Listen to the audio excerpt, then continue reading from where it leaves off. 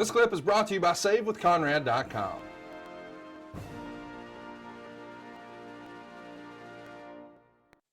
And we see coming to the ring now, we've got Molly Holly, Jacqueline, and of course, Lita. They're going to start the show off here. And they're even teasing. I kind of forgot about this, but we've got the whole Undertaker, DDP, Stalker, Sarah angle.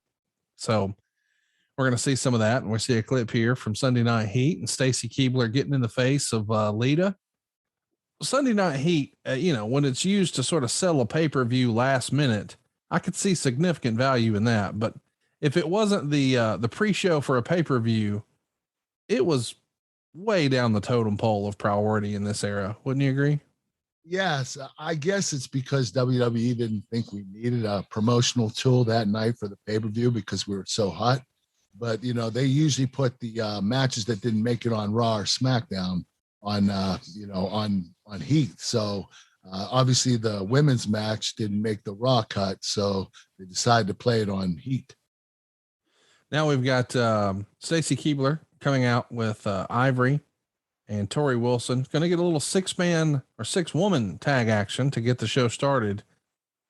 God, I kind of don't remember the show starting this way. In another era, a Nitro would have started with the cruiserweights, or maybe a few years after this, it would have started with a 20-minute Triple H promo. But we've got the ladies out there to get things started, and very much a different era in women's wrestling. How do you think a competitor like Molly Holly or Lita would do in today's wrestling landscape with women's wrestling evolving the way it has? Well, I think they would have evolved too. If you're going to take what they did back then compared to now, they're not going to fare very well, but I think that they would have adapted to the style today and the more technique oriented style they have today. It's pretty crazy to think how many of these folks will go on to be WWE Hall of Famers too. I mean, I think Stacy Keibler is the only person involved in the match who's not in the Hall of Fame.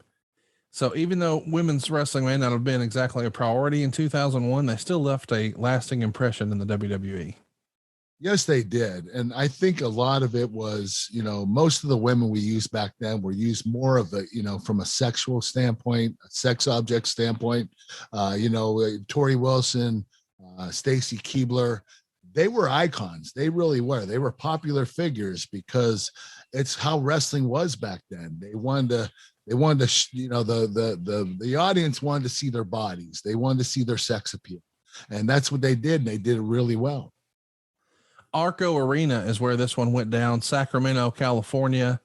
I know that this is, you said it at the top of the show, the most memorable moment of your career, probably the biggest highlight. If you could change one thing about it, would you have rather this happened in Pittsburgh? Oh, without a doubt. Yes.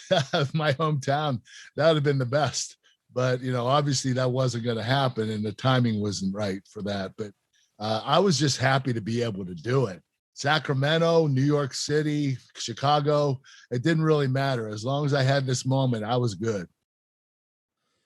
Sacramento has gotten a lot of WWE shows over the years, and I don't know, it feels like one of the great forgotten wrestling towns. It feels like so many big memories happened out there, but when people think of big wrestling towns, they say stuff like Chicago and New York and Philadelphia and maybe even Greensboro and St. Louis, but I don't know. Sacramento feels like should make the cut. They always had a rowdy crowd.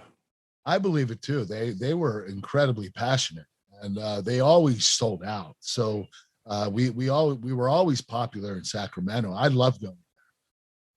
Of course, it's weird to talk about 2001 and not address that. Gosh, in like 2 or 3 weeks, the world would change in a major way with 9/11. From a wrestler standpoint, how different was travel and just the wrestling business sort of pre and post 9/11? Well, everything shut down after 9/11. It was crazy. It was such a tragedy, one of the worst tragedies in American history. And, I remember turning on the TV Tuesday morning. We had a SmackDown taping in Houston, Texas. And I turned the TV on and watched these airplanes flying to the Twin Towers. And it was shocking. I just couldn't believe it. And, the thing is, we had to cancel our show that night and everything got canceled. But what the WWE did, which I was really proud of, is 2 nights later, they had a live TV on SmackDown because that's when SmackDown aired on Thursday nights. It was taped on Tuesdays. So we decided to do a live show on Thursday night and show these terrorists, these bad guys, that we weren't going to bow down to anybody. We were going to stand up and life was going to move on. And we did it in memory of the victims and their families of 9/11. It's so crazy to think about the idea that that was 20 years ago. On the one hand, I guess it feels like 20 years. On the other, it feels more like 10. I don't know. I guess we're all just getting older, right, Kurt? Yeah, you're absolutely right. So the baby faces pick up the big win. Jackie is getting her hand raised along with Molly Holly and Lita. Any good stories about any of these ladies? Did you ever have the opportunity to travel with any of them, or see any funny ribs or any little hijinks you can share with us about any of them? No, I never really spent any time with the ladies. I never even gave them any wrestling advice. I didn't really know how to approach them or what they needed. But, you know, back then they didn't need much help from a technical standpoint because most of them weren't that technical. Hey, it's Conrad Thompson. Thanks for checking out the podcast here on YouTube. Be sure to hit the subscribe button and the notifications bell so you get a notice anytime we upload some new content. And go save yourself some money right now. If you're in a 30-year loan or you have credit card debt, it's not a matter of if I can save you money. It's a matter of how much. Find out right now for free at SaveWithConrad.com.